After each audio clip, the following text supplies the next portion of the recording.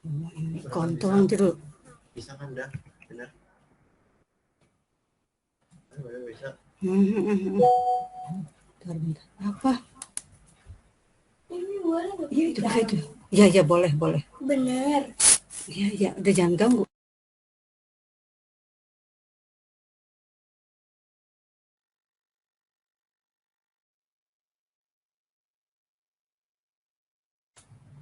Ya, bismillahirrahmanirrahim. Assalamualaikum warahmatullahi wabarakatuh. Waalaikumsalam warahmatullahi warahmatullahi wabarakatuh. Ya, puji syukur kehadirat Allah Subhanahu wa taala pada sore hari ini saya masih diberikan kesempatan untuk mempresentasikan hasil pemahaman saya dalam memahami modul 1.4 tentang budaya positif. Sholawat dan salam semoga senantiasa tercurahkan kepada junjungan kita Nabi besar Muhammad SAW beserta para sahabat dari tolan umatnya hingga akhir zaman dan kita semua juga selaku umatnya. Amin. Yang terhormat Ibu Kepala Sekolah yang sudah hadir dalam webinar ini, kemudian Bapak Ibu Guru juga saya ucapkan terima kasih atas kesempatannya meluangkan waktu untuk mengikuti kegiatan webinar ini. Untuk aturan dan sebagainya silahkan santai saja, Bapak Ibu bisa sambil makan minum atau misalnya kalau sinyalnya tidak stabil boleh ditutup kameranya, tidak apa-apa mangga. Yang penting bisa apa yang saya sampaikan, saya hanya di sini istilahnya menyampaikan ilmu yang sudah saya dapatkan ketika saya belajar di program guru penggerak ini. Berikutnya langsung saja saya share screen ya. Bismillah.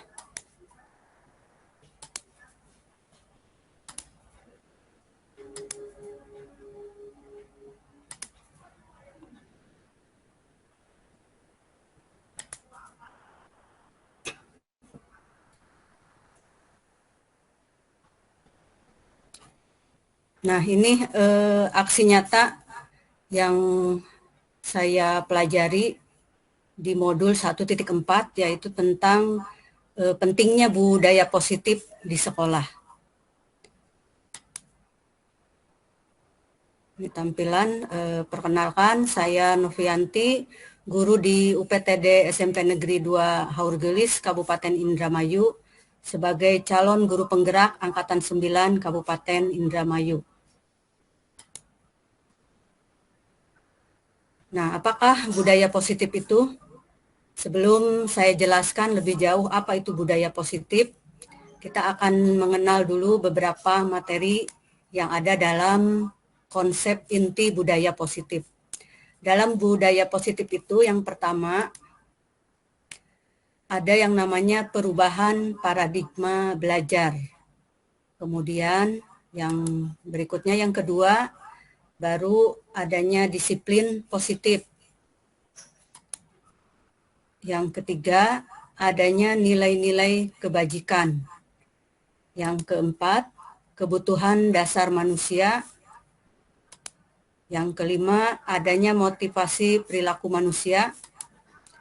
Yang keenam, posisi kontrol guru. Yang ketujuh, keyakinan kelas. Yang kedelapan, segitiga restitusi. Saya stop dulu sebentar.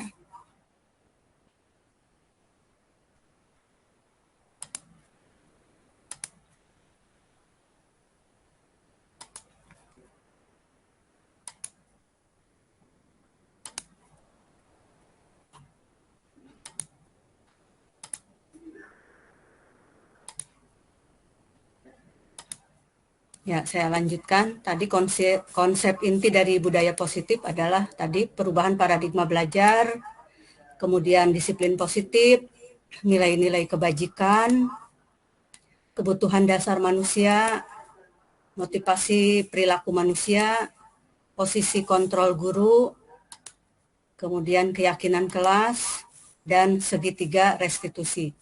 Ini kedelapan materi ini ada dalam modul 1.4 tentang budaya positif. Yang pertama kita bahas adalah satu, pembelajaran dengan paradigma baru. Apa pembelajaran dengan paradigma baru tersebut? Maksudnya adalah pembelajaran yang dirancang berdasarkan prinsip pembelajaran berdiferensiasi, sehingga para peserta didik belajar sesuai kebutuhannya berdasarkan tahap perkembangan untuk mewujudkan profil pelajar Pancasila. Adapun profil pelajar Pancasila itu memiliki 6 dimensi, yaitu dimensi berirman, bertakwa kepada Tuhan Yang Maha Esa, dan berakhlak mulia. Dimensi yang kedua, berkebinekaan global. Kemudian dimensi yang ketiganya adalah bergotong royong. Yang keempatnya kreatif. Yang kelimanya bernalar kritis. Dan yang keenam mandiri. Ini keenam dimensi ini adalah cerminan dari profil pelajar Pancasila. Berikutnya, nah ini ada beberapa miskonsepsi tentang teori kontrol atau misunderstanding, atau bisa juga kesalahpahaman kita dalam memahami tentang teori kontrol. Yaitu yang pertama, ilusi guru mengontrol murid. Kemudian ada lagi ilusi bahwa kritik dan membuat rasa bersalah mampu menguatkan karakter. Ada lagi ilusi bahwa semua penguatan positif, efektif, dan bermanfaat. Berikutnya adalah ilusi bahwa orang dewasa berhak memaksa. Nah, ini semua adalah miskonsepsi tentang teori kontrol, bahwa peserta didik itu bisa kita kontrol sepenuhnya dan orang dewasa berhak memaksa. Nah, itu yang selama ini kita salah pahami. Kemudian guru juga berhak misalnya mengontrol murid. Nah, ini juga termasuk miskonsepsi, ya. Kemudian ilusi bahwa kritik atau kita memberikan kritik kepada siswa membuat mereka merasa bersalah, itu nanti akan menguatkan karakter. Nah, ini salah. Kemudian juga berpikiran bahwa semua penguatan positif itu efektif dan bermanfaat. Ini juga masuk ke miskonsepsi. Berikutnya, mengubah paradigma stimulus respon ke pendekatan teori kontrol. Nah, di sini ada tabel, ya, di mana yang satu di sebelah kiri ini adalah pendekatan dengan stimulus respon, yang di kanan adalah menggunakan teori kontrol atau pilihan.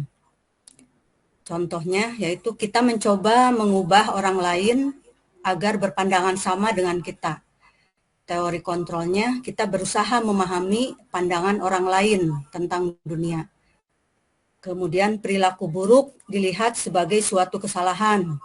Tapi dalam teori kontrol, semua perilaku itu pasti memiliki tujuan. Kemudian stimulus respon lainnya adalah orang lain bisa mengontrol saya. Sedangkan dalam teori kontrol, hanya Anda yang bisa mengontrol diri Anda. Jadi orang lain tidak bisa mengontrol diri Anda. Ini menurut teori kontrol. Kemudian stimulus respon lainnya berikutnya adalah pemaksaan ada pada saat bujukan gagal. Ketika kita gagal membujuk siswa misalnya, kita paksakan. Nah, ini dalam teori kontrol perlu adanya kolaborasi dan konsensus menciptakan pilihan-pilihan baru. Berikutnya, yang terakhir, stimulus lainnya ya adalah model berpikir menang kalah. Kalau dalam teori kontrol adalah model berpikir menang-menang atau win-win solution, ya. Jadi tidak ada yang kalah, semuanya menang. Jadi ini adalah mengubah paradigma dari stimulus respon ke teori kontrol. Berikutnya kita beralih ke materi disiplin positif.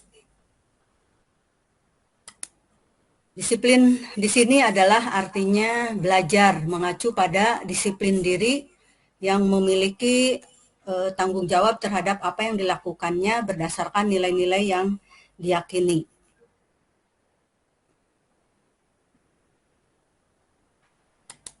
Kemudian berikutnya, disiplin positif merupakan salah satu cara menerapkan disiplin yang bertujuan untuk menumbuhkan kesadaran serta memberdayakan peserta didik tanpa imbalan penghargaan, ancaman, atau hukuman.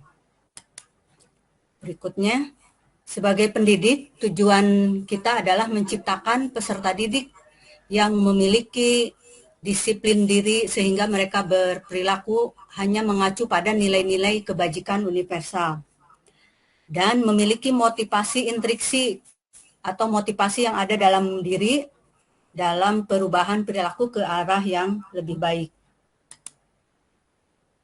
Nah, nilai-nilai kebajikan universal ini banyak sekali, ya. Di antaranya adalah beriman, bertakwa kepada Tuhan Yang Maha Esa dan berakhlak mulia, mandiri, bernalar kritis, berkebinekaan global, bergotong royong dan kreatif.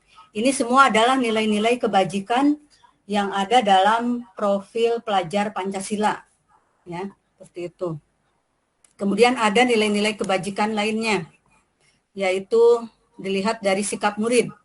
Ada toleransi, rasa hormat, integritas, mandiri, menghargai, antusias, empati, keingintahuan, kreativitas, kerjasama, percaya diri,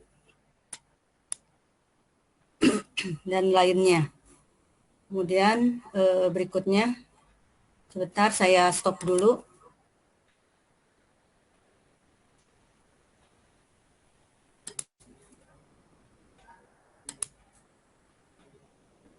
Kalau ada yang masuk, bentar.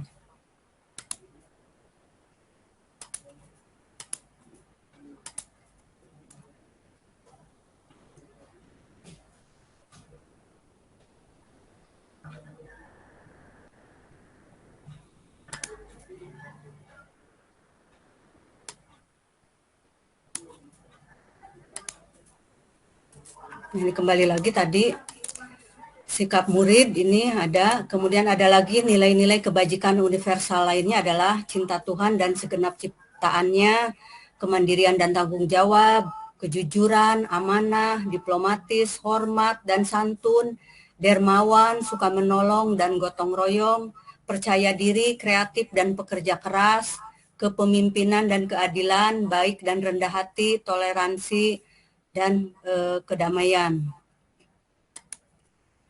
Kemudian nilai kebajikan yang dikaitkan dengan keterampilan hidup, yaitu dapat dipercaya, lurus hati, pendengar yang aktif, tidak merendahkan orang lain, memberikan yang terbaik dari diri sendiri. Ini semua adalah beberapa contoh nilai-nilai kebajikan universal yang tidak memandang kepada suku, agama, ras, dan sebagainya. Nah, berikutnya adalah kebutuhan dasar manusia. Kebutuhan dasar manusia adalah segala sesuatu yang kita lakukan untuk mendapatkan apa yang kita inginkan. Seluruh tindakan memiliki tujuan tertentu, dan semua usaha yang kita lakukan adalah dalam rangka pemenuhan kebutuhan dasar kita, terpenuhi dengan baik. Berikutnya, nah ini ada 5 kebutuhan dasar manusia. Di antaranya yang utama dan pertama adalah bertahan hidup. Ini adalah kebutuhan dasar manusia yang paling utama, yaitu bertahan hidup. Misalnya butuh makan, minum, sandang, pangan, papan. Nah itu masuk ke dalam bertahan hidup. Kemudian berikutnya adalah kasih sayang dan rasa diterima. Ini kita memerlukan orang-orang yang kita cintai, yang kita sayangi. Nah, ini adalah kasih sayang dan rasa diterima. Kemudian kebebasan. Kita menginginkan kebebasan, bebas atau merdeka. Kemudian kesenangan, kita menyukai hobi-hobi, fun yang menyenangkan bagi diri kita, itu juga kebutuhan dasar manusia. Kemudian kekuasaan itu juga sama, menguasai sesuatu atau berkuasa dan sebagainya, itu juga kebutuhan dasar manusia. Bentar, ada yang masuk.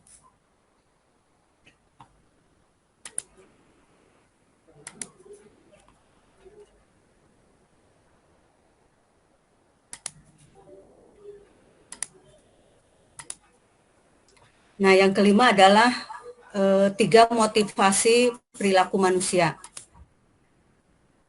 Motivasi perilaku manusia itu yaitu untuk menghindari ketidaknyamanan atau hukuman.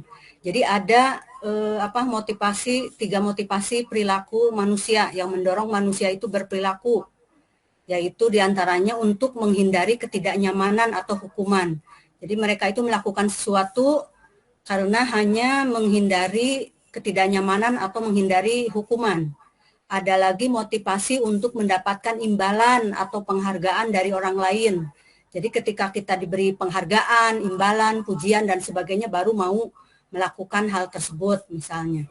Kemudian yang ketiga adalah motivasi untuk menjadi orang yang mereka inginkan dan menghargai diri sendiri dengan nilai-nilai yang mereka percaya. Ini adalah 3 motivasi perilaku manusia. Nah, berikutnya ada yang namanya hukuman, konsekuensi, dan restitusi. Hukuman itu biasanya tidak terencana atau tiba-tiba. Murid misalnya ketika melakukan kesalahan tiba-tiba kita hukum, ya. Kemudian murid kadang tidak tahu apa yang akan terjadi atau tidak dilibatkan. Hukuman ini bersifat satu arah. Jadi kalau murid yang melakukan kesalahan berarti hanya muridnya saja yang disalahkan tanpa melihat sisi si penghukum atau gurunya misalnya. Kemudian biasanya hukuman itu berupa hukuman fisik atau psikis. Psikis di sini bisa saja berupa ucapan, misalnya membentak, menyalahkan, dan sebagainya. Kalau fisik tentu saja menggunakan dipukul, misalnya dicubit, dijewer, dan sebagainya. Berikutnya ada yang namanya konsekuensi, yaitu terencana atau disepakati sesuai peraturan. Murid tetap dibuat tidak nyaman. Sikap guru selalu memonitor murid, itu dari konsekuensi. Sedangkan untuk restitusi, proses menciptakan kondisi bagi murid untuk memperbaiki kesalahan. Kemudian ada proses kolaboratif yang mengajarkan murid untuk mencari solusi sendiri. Jadi ketika kita dihadapkan pada kasus-kasus siswa yang bermasalah, itu diantaranya ada 3 tindakan di sini. Tentu saja tindakan yang lebih baik adalah menggunakan restitusi, di mana kondisi ini adalah menciptakan murid agar bisa memperbaiki apa yang menjadi kesalahannya. Jadi tidak langsung kita memberikan hukuman seperti di sini misalnya. Berikutnya.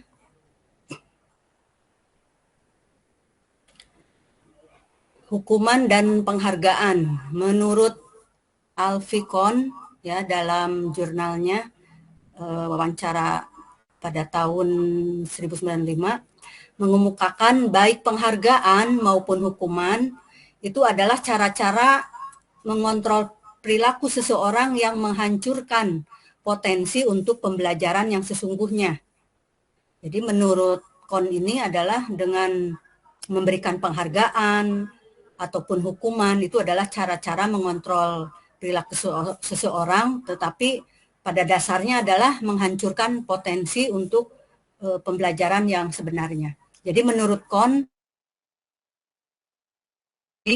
adalah penghargaan sesungguhnya. Jadi yang namanya penghargaan itu ketika siswa betul-betul mengalami pembelajaran, ketika dia tahu kesalahannya, dia belajar dari kesalahannya.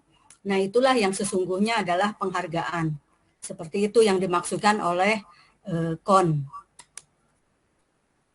Nah, di sini kita akan mengenal yang namanya 5 posisi kontrol guru. Jadi guru itu ada 5 posisi kontrol. Nanti kita bisa melihat selama ini kita berada di posisi kontrol yang mana. Yang pertama adalah penghukum. Ya. Jadi posisi kontrol guru yang pertama itu adalah sebagai penghukum. Yang kedua, pembuat rasa bersalah. Yang ketiga, ada juga posisi kontrol guru sebagai teman.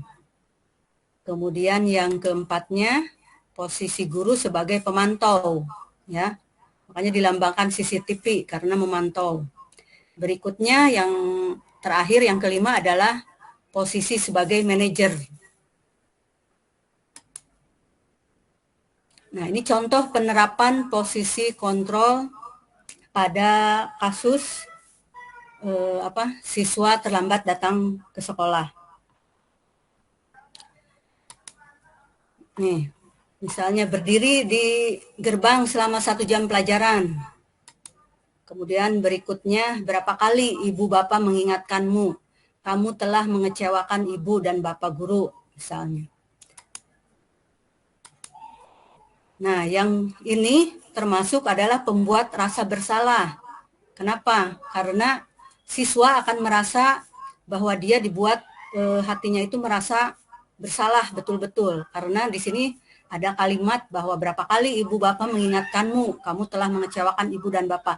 Itu merupakan penekanan membuat siswa merasa betul-betul sangat bersalah. Sedangkan yang berdiri di gerbang selama 1 jam pelajaran misalnya, ini ada posisi kontrol guru sebagai penghukum. Seperti itu. Ya. Nah, berikutnya masih kasus yang sama, yaitu siswa datang terlambat. Di sini ada, ayo dong jangan terlambat lagi, ikuti aturan sekolah, tolong bantu ibu bapak ya. Nah, ini kira-kira menurut bapak ibu termasuk posisi kontrol yang mana? Ada yang bisa menjawab? Mangga. Posisi kontrol teman. Oh ya, posisi kontrol teman. Nah, yang ini kamu sudah berapa kali melanggar peraturan sekolah? Tentu sudah tahu konsekuensinya. Nah, yang kedua ini kira-kira posisi kontrol apa? Ada yang bisa menjawab? Enggak. Pemantau, Bu. Pemantau. Oke, kita lihat jawabannya. Saya, Bu, pemantau. Ya, siap. Nah, ini adalah posisi teman, betul. Ayo dong, jangan terlambat. Jadi seolah-olah guru itu seperti temannya, ya, menempatkan diri sebagai teman, bicaranya juga lembut. Ayo dong, jangan terlambat lagi. Ikuti aturan sekolah, tolong bantu ibu bapak ya. Nah, itu posisi kontrol seorang teman, ya. Ini juga baik. Dan yang ini adalah pemantau, karena kamu sudah berapa kali, berarti kan dihitung nih, kamu sudah berapa kali melanggar peraturan sekolah, tentu sudah tahu konsekuensinya. Nah, ini adalah pemantau, berarti guru ini selalu memantau siswa tersebut sudah berapa kali melanggar. Nah, yang baik adalah posisi control manager. Nih, jadi kita tidak langsung menjudge, ya. Jadi pada saat siswa terlambat, kita ajak ngobrol. Ngobrolnya santai, kemudian tidak marah-marah. Kita tanyakan, apakah kamu tahu apa kesalahanmu? Nah, kita tanyakan kepada siswa yang terlambat tersebut. Jadi kita ajak ngobrol dulu. Jadi jangan membuat dia merasa terhukum atau merasa bersalah. Jadi kita ajak ngobrol dulu. Apakah kamu tahu apa kesalahanmu? Tentu saja siswa akan menjawab. Jadi jangan kita, kamu terlambat. Nah, jangan begitu. Biar dia yang ngomong, siswa tersebut yang ngomong. Apakah kamu tahu apa kesalahanmu? Nah, dia pasti akan bilang, iya Bu, Pak, saya terlambat. Nah, setelah dia siswa tersebut bicara seperti itu, baru kita ngobrol lagi, kira-kira bisa diperbaiki. Nah, siswa akan terpancing. Dia akan berpikir juga bagaimana memperbaiki supaya dia tidak terlambat lagi untuk datang ke sekolah. Ya. Nah, ketika dia mengalami kesulitan, kira-kira diperbaiki apa? Nah, kita pancing lagi obrolannya, kita balikan lagi bagaimana caranya, misalnya. Pasti siswa tersebut akan berusaha, Bu, Pak, saya tidak akan terlambat lagi. Kan alasannya tadi terlambat karena saya bangun kesiangan, misalnya. Nah, berarti siswa tersebut akan berusaha bangun tidak akan kesiangan lagi. Mungkin seperti itu. Ini adalah posisi kontrol guru ketika pada posisi manajer. Jadi dengan cara mewawancarai dengan baik dan menggali potensi dari siswa agar siswa tersebut bisa memperbaiki masalahnya sendiri, karena keterlambatan itu masalahnya ada pada siswa itu sendiri, sehingga siswa itu sendiri yang harus mencoba untuk memperbaiki atau untuk memecahkan masalahnya tersebut. Guru hanya sebagai manajer mengarahkan dan menuntun, itu seperti yang yang menurut Ki Hajar Dewantara kan, jadi seperti itu, guru itu adalah sebagai among, mengamong, menuntun muridnya ke jalur yang benar, seperti itu.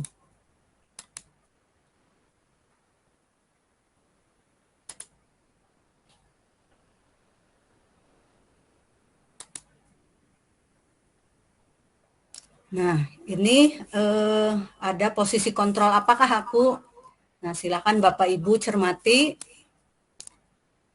Gimana kalau orang tuamu tahu kamu berbuat begini? Nah, ini kira-kira posisi kontrol apa? Ada yang bisa menjawab? Ya, Bu Tanti? Pembuat rasa bersalah, Bu. Pembuat rasa bersalah. Oke, nanti kita lihat lagi. Berikutnya, sanksi atau konsekuensinya apa? Ini termasuk apa? Posisi kontrol apa? Kalau ini betul ya, tadi Bu Tanti sudah menjawab, gimana kalau orang tuamu tahu. Nah, ini itu masuk ke dalam posisi kontrol pembuat rasa bersalah. Nah, kalau sanksi atau konsekuensinya apa? Masuk ke posisi kontrol. Mangga dijawab.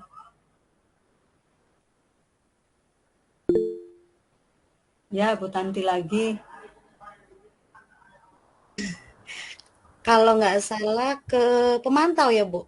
Ya, sanksi atau konsekuensinya apa? Ya, masuk pemantau. Berikutnya, ayolah bantu demi Bapak ya, misalnya. Itu masuk ke posisi kontrol. Teman ya. Teman ya, fit, betul, teman. Berikutnya, kamu selalu saja salah. Teman ya. Ini apa? Enggak, siapa? Bu Tanti lagi. Ya, penghukum, Bu. Ya, jelas ya, karena di sini menyalahkan, kamu selalu saja salah. Berikutnya, apakah rencana kamu untuk memperbaikinya?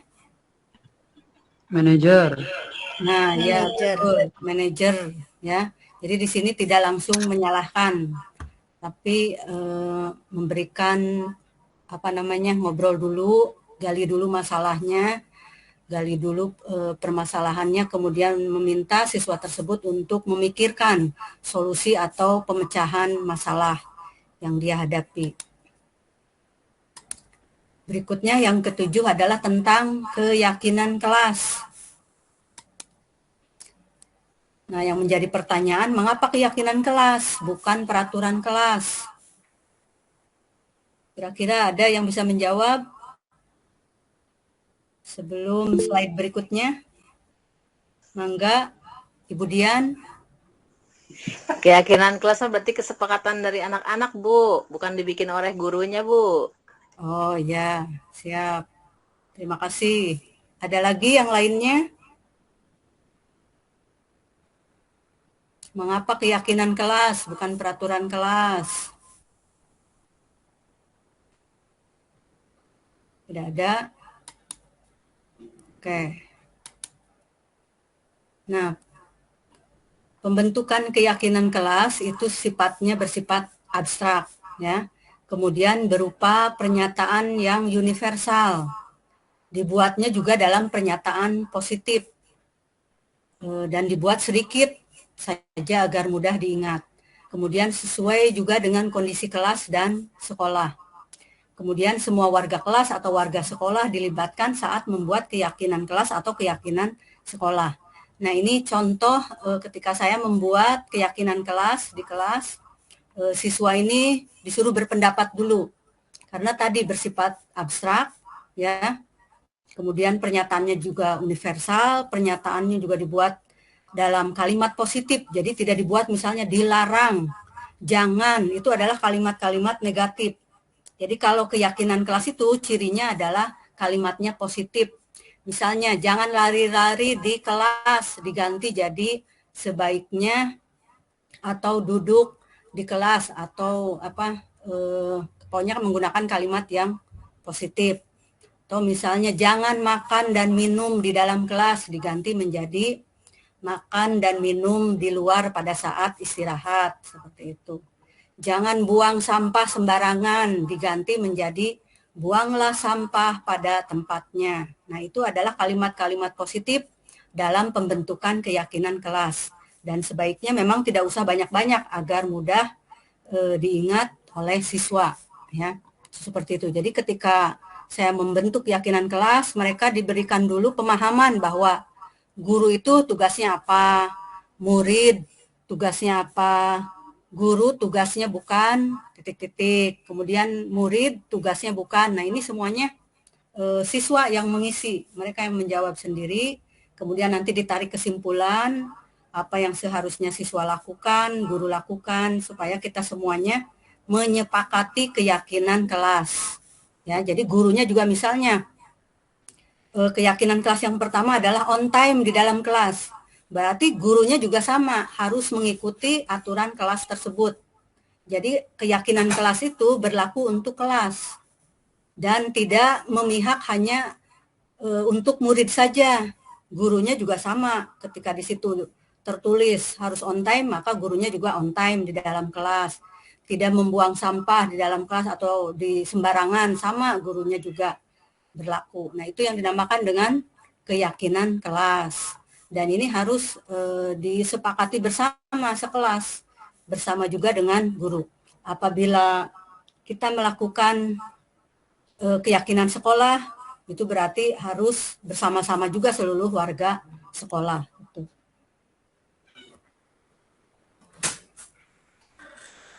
Kemudian berikutnya, nah ini yang ke-8, yaitu tentang segitiga restitusi.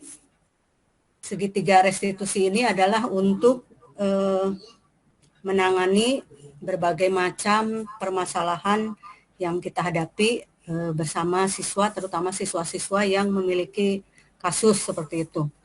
Dan ini sudah saya cobakan praktekkan.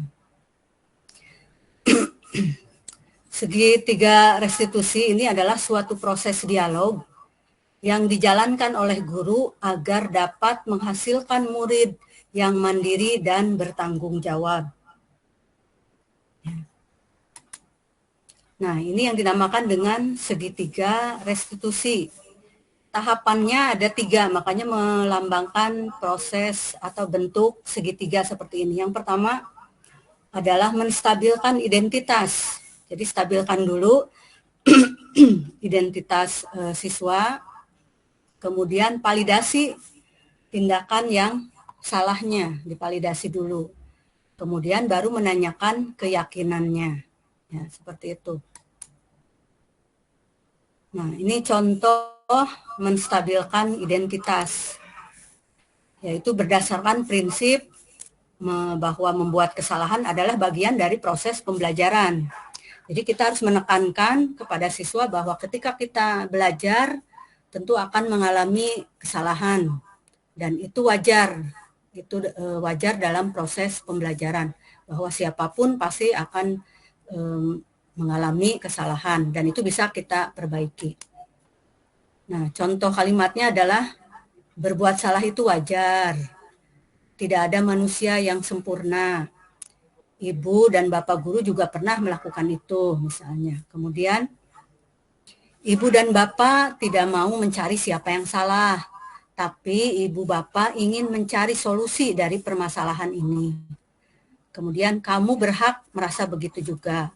Nah, ini adalah contoh kalimat-kalimat untuk tahapan pertama dari segitiga restitusi, yaitu stabilkan dulu identitasnya agar siswa tidak merasa bersalah atau tidak takut hukuman dan sebagainya. Jadi stabilkan dulu identitas tersebut supaya mereka lebih percaya diri dan bertanggung jawab. Itu tujuan dari segitiga restitusi, ya. Jadi kembali lagi tadi, berdasarkan prinsip membuat kesalahan adalah bagian dari proses pembelajaran. Nah, itu prinsipnya. Jadi yang harus kita ingatkan dalam menstabilkan identitas adalah berdasarkan prinsip seperti ini, ya.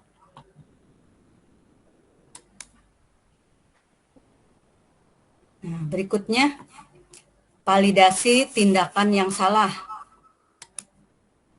Nah, berdasarkan prinsip setiap perilaku berupa memenuhi suatu kebutuhan tertentu. Tadi kita ingat ada yang namanya kebutuhan manusia, kebutuhan dasar manusia. Nah, itu kita ingat ini bahwa berdasarkan prinsip setiap perilaku pasti memenuhi suatu kebutuhan tertentu. Jadi ketika siswa berperilaku tentu pasti ingin memenuhi suatu kebutuhan tertentu. Entah itu untuk kesenangan, atau misalnya untuk kekuasaan, atau bisa juga untuk kebebasan dia. Ya, seperti itu. Nah, kalimatnya ini, kamu pasti punya alasan mengapa melakukan hal itu, padahal kamu bisa melakukan yang lebih buruk dari ini ya. Kamu patut bangga karena telah melindungi sesuatu yang penting buatmu. Kamu melakukannya karena mempertahankan sesuatu yang penting bagimu. Nah, ini adalah kalimat-kalimat untuk validasi tindakan yang salah. Jadi setiap siswa melakukan kesalahan atau kasus tentu ada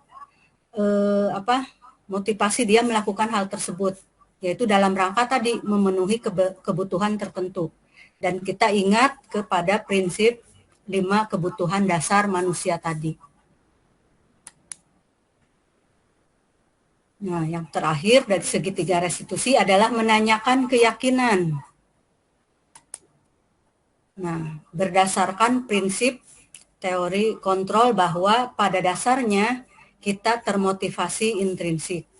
Ya, prinsip dengan menanyakan keyakinan ini kita gali motivasi intrinsik yang ada dalam diri siswa tersebut. Jadi pada dasarnya setiap manusia pasti ada motivasi intrinsik atau dorongan dari dalam diri. Nah, kita tanyakan apa keyakinan kelas kita. Nah, ketika siswa melanggar, misalnya tidak tepat dalam masuk ke kelas, misalnya kita tanyakan apa keyakinan kelas kita. Nah, misalnya on time. Kembali lagi, nilai-nilai apa yang telah kita sepakati bersama, misalnya kejujuran, kebersamaan, gotong royong, dan sebagainya. Kemudian seperti apa gambaran sebuah kelas yang ideal menurut kamu, misalnya kita gali pendapat dari siswa kita, seperti apa dia menggambarkan kelas yang ideal itu. Kemudian kamu ingin menjadi orang yang seperti apa? Nah, itu adalah pertanyaan-pertanyaan untuk menanyakan keyakinan mereka atau keyakinan siswa kita. Nah, ini ada video praktik posisi kontrol sebagai manajer, yaitu kasus ketika seorang siswa datang terlambat dan tidak berpakaian sesuai aturan sekolah. Kita simak bersama-sama videonya.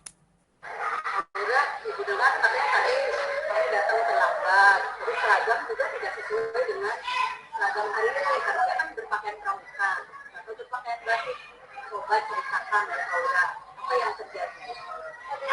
Aura lupa Bu, tadi Aura buru-buru, jadi bangunnya kesiangan, harusnya pakai baju pramuka, jadi malah pakai baju. Jadi lupa ya? Kenapa lupa? Aku harus begadang Bu, kasih sosmed, jadi selami baju, malah aku baju-baju.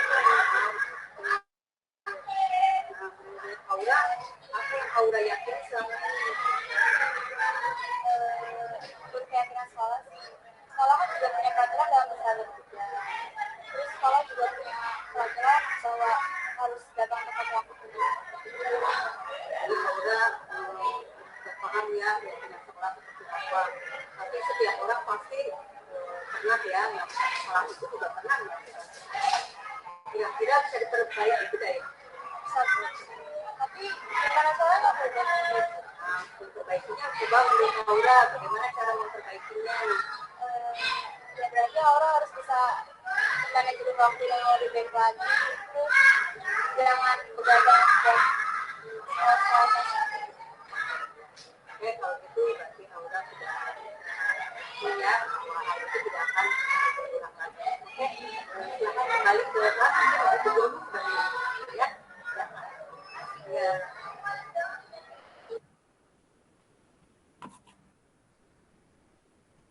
Ya, itu tadi video praktek ketika saya mencoba menerapkan posisi kontrol sebagai manajer. Jadi siswa tersebut kita ajak wawancara, kita gali kenapa dia berpakaian tidak sesuai dengan aturan dan datang terlambat ke sekolah. Dan dia menjawab, siswa tersebut menjawab bahwa dia terlambat karena kesiangan dan sebagainya. Tapi semuanya itu datang dari siswa tersebut. Jadi kita hanya menggali permasalahan atau alasan-alasan tersebut bukan dari ucapan gurunya. Karena kita pada posisi manajer. Manajer itu hanya mengontrol saja, menanyakan alasannya dan memberikan tidak memberikan solusi. Jadi solusinya itu tetap ada pada diri siswa tersebut. Jadi kita tanyakan bagaimana cara memperbaikinya, apakah bisa diperbaiki, bisa tapi dia tidak bisa menjawab, kita balikan lagi kira-kira bagaimana cara memperbaiki permasalahan tersebut seperti itu. Oke, saya ini dulu sebentar.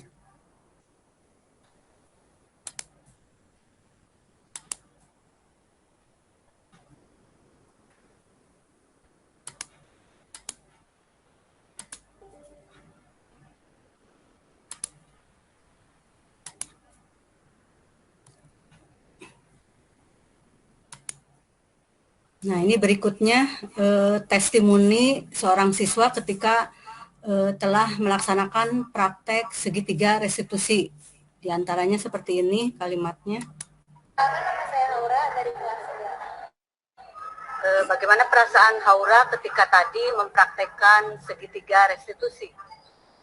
Saya sebagai pelaku tidak merasa tertekan ketika diwawancara dan juga bisa mengemukakan alasan secara jelas tanpa berdasarkan. Saya juga jadi bisa memperbaiki kesalahan yang tadi saya perbuat, jadi saya bisa tahu tentang kesalahan yang diperbuat. Terima kasih. Assalamualaikum. Nah, itu seperti itu ya. Jadi ketika siswa mempraktekkan segitiga restitusi di mana saya memposisikan sebagai posisi manajer, dia berpendapat bahwa ketika melakukan kesalahan mereka tidak merasa tertekan.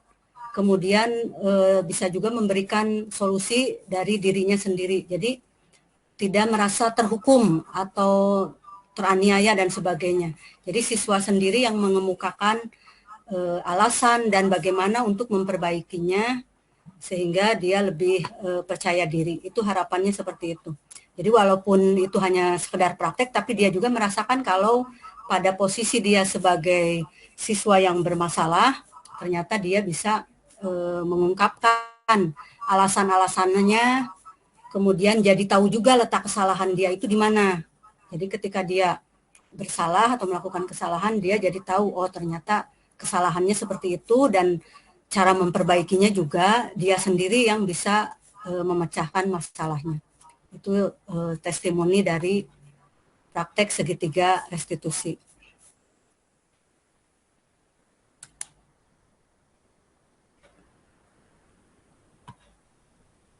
Nah, ini penutup.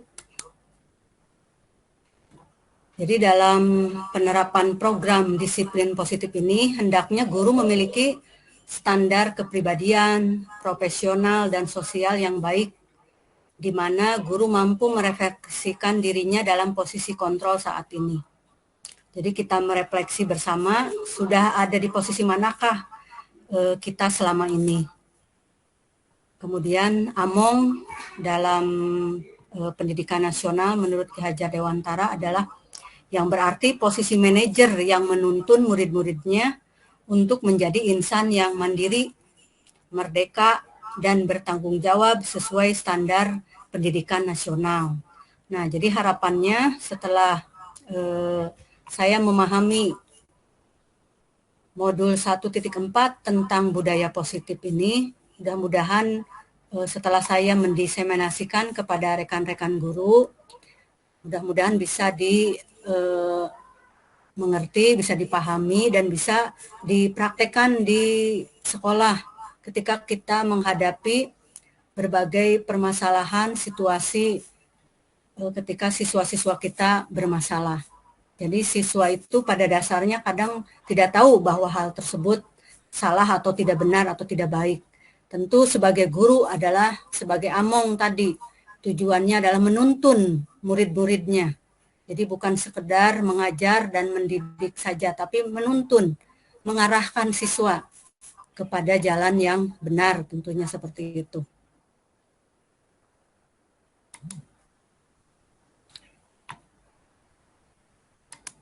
Nah, itu presentasi dari saya. Terima kasih. Tapi karena waktunya masih ada kurang lebih 20 menit lagi, saya ingin berinteraksi dengan para peserta webinar. Nanti saya share.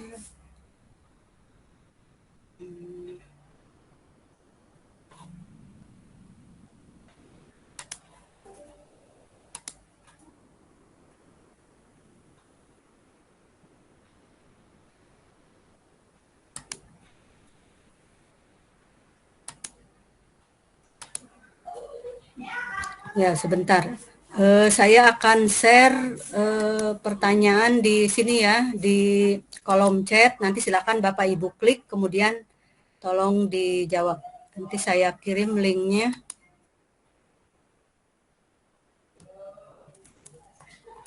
Bentar.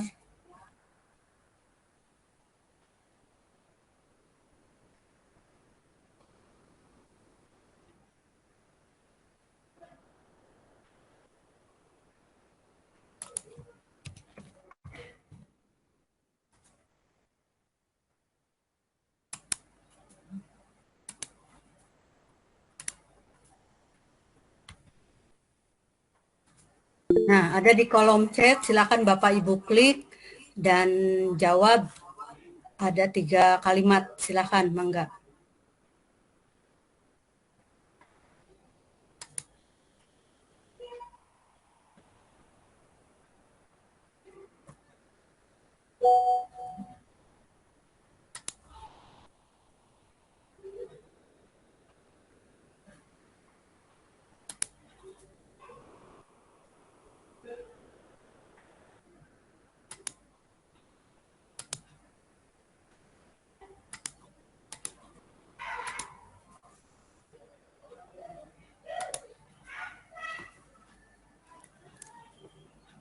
Nah, nampak seperti ini kan? Nah, ketika tampilannya seperti ini, silakan nanti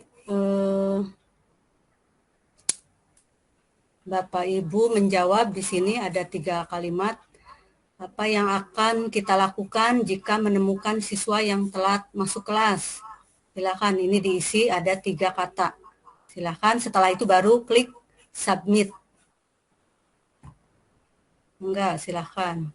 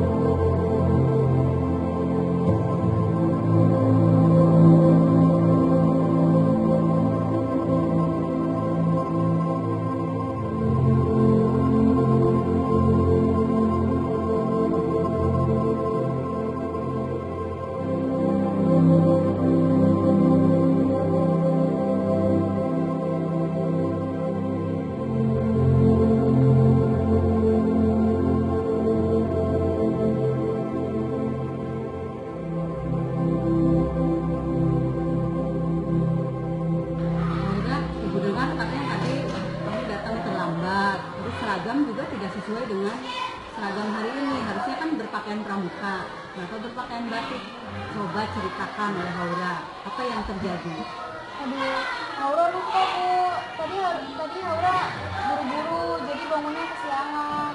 Harusnya pakai baju pramuka, jadi malah pakai batik Bu. Jadi lupa ya? Kenapa bisa lupa? Waktu Haura begadang Bu, keasikan sekolah sosmed. Jadi salah ambil baju, malah ngambil baju batik Bu. Oh gitu. Nah, menurut Haura, apa yang Haura yakini selama ini? Menurut keyakinan sekolah sih, sekolah kan juga punya peraturan dalam berseragam juga. Terus sekolah juga punya peraturan bahwa harus datang tepat waktu. Jadi Haura sudah paham ya keyakinan sekolah seperti apa. Tapi setiap orang pasti pernah ya melakukan kesalahan. Ibu juga pernah melakukan kesalahan. Kira-kira bisa diperbaiki tidak ya? Bisa Bu. Tapi gimana caranya Bu buat memperbaikinya? Nah, untuk memperbaikinya, coba menurut Haura bagaimana cara memperbaikinya? Ya berarti Haura harus bisa memanajemen waktu dengan lebih baik lagi. Terus jangan begadang buat sekolah-sekolah sosmed. Oke, kalau gitu berarti Haura sudah yakin ya bahwa hal itu tidak akan terulang lagi. Oke, silahkan kembali ke kelas, mungkin ibu gurumu sudah menunggu ya, silahkan. Ya. Kan nama saya Haura dari kelas 9. Bagaimana perasaan Haura ketika tadi mempraktekkan segitiga restitusi? Saya sebagai pelaku tidak merasa tertekan ketika diwawancara dan juga bisa mengemukakan alasan-alasan secara jelas tanpa perasaan takut. Saya juga jadi bisa memperbaiki kesalahan yang tadi saya perbuat, jadi saya bisa tahu letak kesalahan yang diperbuat. Terima kasih. Wassalamualaikum warahmatullahi wabarakatuh. Kenapa salah?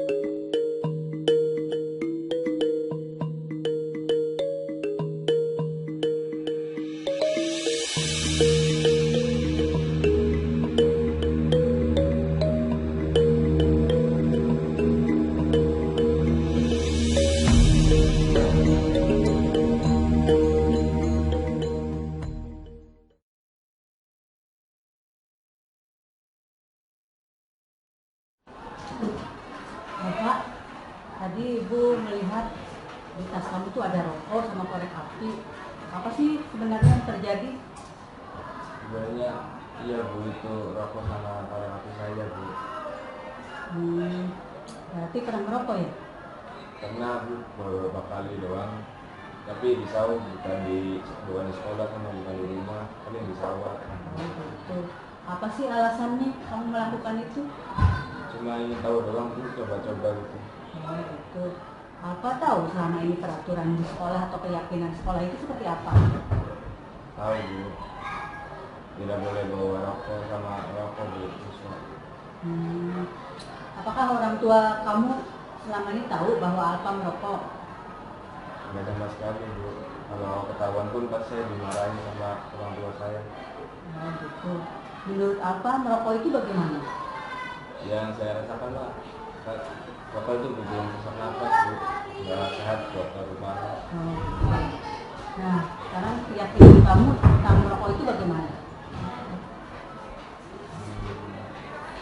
Bapak itu bisa merusak kesehatan di rumah bagi baru. Saya berjanji nggak akan merokok lagi. Ya, setiap orang pernah berbuat salah, ya kita pasti bisa memperbaikinya. Menurut apa? Bagaimana cara memperbaikinya? Saya mau minta maaf sama kedua orang tua saya Bu, dan janji di hadapan guru BK nggak akan mengulanginya lagi Bu, saya berjanji. Ya, ke depannya bisa lebih baik lagi ya. Oke, silakan kembali ke kelas. Jadi sudah menunggu ya.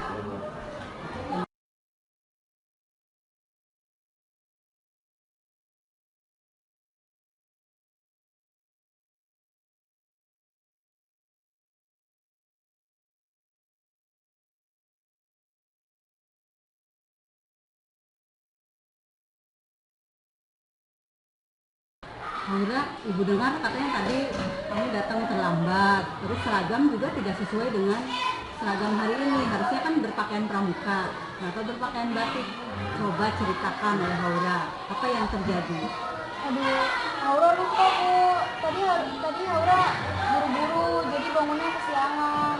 Harusnya pakai baju pramuka, jadi malah pakai batik. Jadi lupa ya? Kenapa bisa lupa?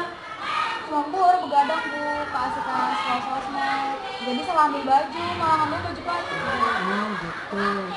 Nah, menurut Aura, apa yang Aura yakini selama ini? Menurut keyakinan sekolah sih, sekolah kan juga punya peraturan dalam berseragam juga. Terus sekolah juga punya peraturan bahwa harus datang tepat waktu. Jadi Aura sudah paham ya keyakinan sekolah seperti apa. Tapi setiap orang pasti pernah ya melakukan kesalahan. Ibu juga pernah melakukan kesalahan. Kira-kira bisa diperbaiki tidak ya? Bisa Bu. Tapi gimana caranya Bu buat memperbaikinya? Nah, memperbaikinya coba menurut Aura bagaimana cara memperbaikinya? Ya berarti Aura harus bisa memanajemen waktu dengan lebih baik lagi. Terus jangan begadang buat sekolah-sekolah sosmed. Oke, kalau gitu berarti Aura sudah yakin ya bahwa hal itu tidak akan terulang lagi. Oke, silakan kembali ke kelas, mungkin ibu gurumu sudah menunggu ya, silakan.